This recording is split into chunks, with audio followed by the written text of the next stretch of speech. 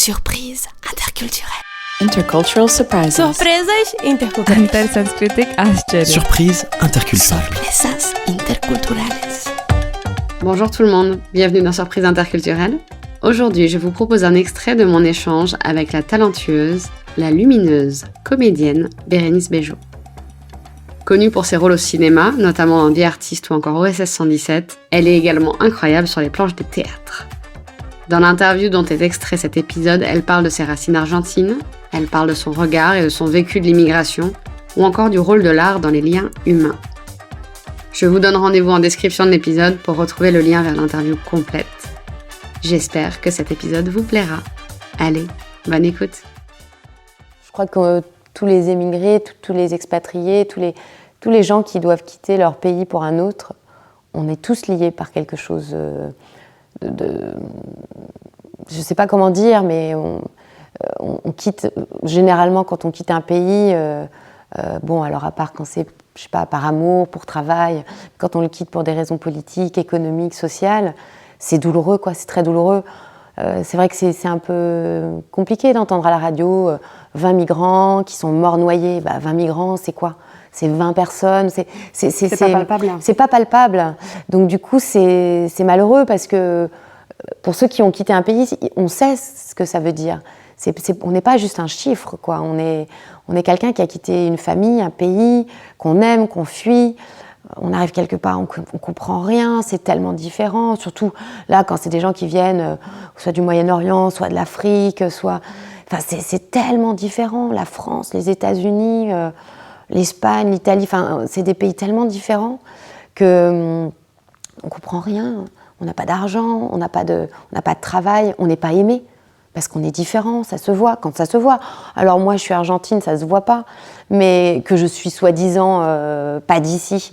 Mais quand ça se voit, disons, c'est terrible, qu'on se sent pauvre, alors que chez soi, on ne l'était pas forcément, qu'on se sent regardé comme un moins que rien, ou qu'on se retrouve à faire un petit boulot. Il y a tellement de gens qui se retrouvent... Alors qu'on était formés, oui, qu'on était qualifiés... Oui. Moi, ma mère, par exemple, elle faisait des études de droit, elle voulait être avocate, elle voulait devenir juge. Elle arrive ici, elle a 35 ans, elle fait les équivalences à Assas, et puis elle parle pas bien français, puis on n'a pas d'argent, elle se met à travailler dans une boutique de fringues. Ouais. Elle devient vendeuse de fringues. Et puis après, de fil en aiguille, elle se rend compte que ça ne marche pas, qu'elle ne va pas finir ses études, que ça va être trop compliqué, que c'est trop différent, qu'elle est trop vieille. Et elle se retrouve à travailler dans l'immobilier. Et ma mère, elle loue des appartements et elle gère des problèmes de voisinage, de location. Elle fait des entrées, des sorties d'appartements. Ce n'est pas du tout ce qu'elle voulait faire, quoi. Et c'est comme ça. Et donc, elle ne s'est pas du tout épanouie professionnellement. J'essaye de lui dire à quel point le reste a été réussi, mais c'est quand même des vies professionnelles brisées, quoi. Et nous, on a eu de la chance parce que mon père, il a trouvé un travail aussi en tant qu'étalonneur rush, mais il était réalisateur. Mais il a quand même travaillé dans un laboratoire de cinéma. Il a été très reconnu dans son travail. Donc voilà, si tu veux, nous, on n'est pas à plaindre, mais quand c'est des avocats qui deviennent coursiers Deliveroo, bien sûr. C'est terrible ça. Donc tout ça, j'ai pas encore vu ce film là, Suleiman, je crois que ça s'appelle. Oui, je l'ai pas vu non plus.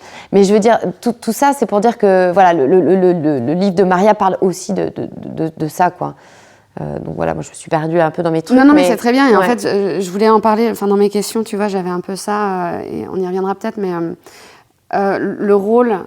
C'est hyper intéressant ce que tu dis sur le fait que ce soit pas palpable quand on parle de chiffres, de migrants, etc. Ça, ouais. Le rôle, quelque part, de l'art, et en l'occurrence, là, du théâtre et du cinéma, moi, j'ai l'impression, et je sais pas ce que tu en penses, c'est que ça permet justement de mettre des visages, de mettre des noms. Moi, j'ai vu le film The Swimmers, tu sais, sur... Oui, sur les deux nageuses. J'ai pas pleuré, j'ai sangloté, voilà. Ouais. Et tu ressors de là et c'est plus... abstrait, c'est concret et surtout particulièrement quand ce sont des histoires vraies comme toi c'est le cas là pour la pièce et dans The Swimmer c'est également une histoire vraie et j'ai l'impression que le cinéma, le théâtre, l'art de manière générale permettent de mettre un nom, un visage, une personne, et d'humaniser en fait la figure du migrant, la figure ou sur d'autres thématiques. Exactement.